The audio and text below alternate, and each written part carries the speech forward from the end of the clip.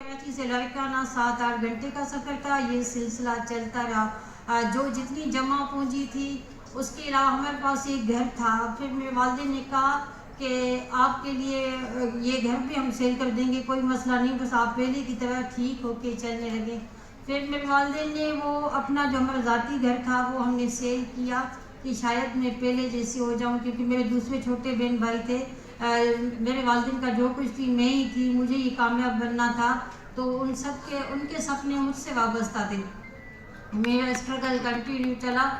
جب میں گھر سے گھر جاتی تھی تو ہم ایسے معاشرے میں رہتے ہیں نا, لوگ آپ کچھ بھی کر لیں وہ کمنٹس پاس ضرور کرتے ہیں. تو کچھ لوگ بولتے تھے اس کے والدین نے اسے کوئی گناہ کیے ہوں گے, کچھ لوگ بولتے تھے یہ خود یونیورسٹی جاتی ہے اس نے کوئی ایسا گناہ کیا ہوگا. مطلب الگ الگ لوگوں کا الگ الگ ان کی تھنکنگ ہوتی تھی. مطلب میں نے نوٹ کیا کہ جب بھی میں جاتی ہوں سب لوگوں کا سبجیکٹ میں ہی ہوتی ہوں. پھر لوگ آتے تھے اسپیشلی مجھے دیکھنے کے لیے آتے تھے, لیکن جب وہ آتے تھے نا تو میں مطلب بیٹھی ہی رہتی تھی, میں چلتی بھی نہیں تھی. میں سوچتی تھی کہ میں جاؤں گی یہ مجھے ایسے ہی چلتے ہوئے دیکھیں گے, پھر جا کے گاؤں میں سب کو بتائیں گے کہ یہ ایسا چلتی ہے ایسا چلتی ہے. میں ویٹ کرتی تھی وہ گیسٹ اٹھ کے جائیں پھر میں دوسرے روم میں جاؤں.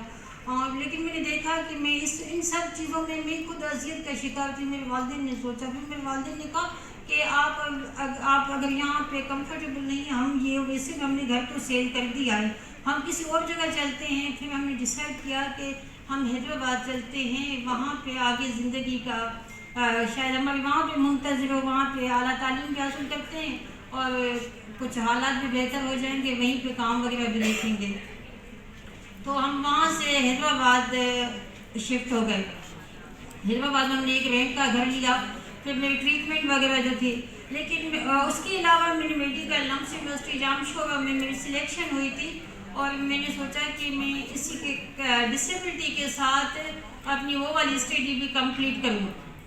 لیکن میں نے نوٹ کیا کہ وہاں کے لوگ, کیونکہ معاشرہ آپ کو فزیکلی ایکسیپٹ کرتا ہے, مینٹلی نہیں کرتا. فزیکلی اگر آپ بلائنڈ ہیں تو کوئی آپ کو راستہ کراس کرا دے گا, اگر آپ ویل چیئر یوزر ہیں تو لوگ آپ کی ویل چیئر کو تھوڑا پارک بیریئر ہے, آگے کوئی رکاوٹ ہے تو وہ آگے کر دیں گے, لیکن وہ مینٹلی ایکسیپٹ نہیں کرتے, جس کی وجہ سے جو بھی معذور افراد ہیں وہ ہمیشہ کی طرح سائڈ پہ ہی ہوتے ہیں. زیادہ تر لوگ ان کو پروگرامس میں بھی اس لیے نہیں بلاتے ہیں کہ ان کا کیا کام ہے, لیکن کچھ لوگ بہت اچھے ہوتے ہیں, وہ ان کی شمولیت کرتے ہیں ہر پروگرام میں.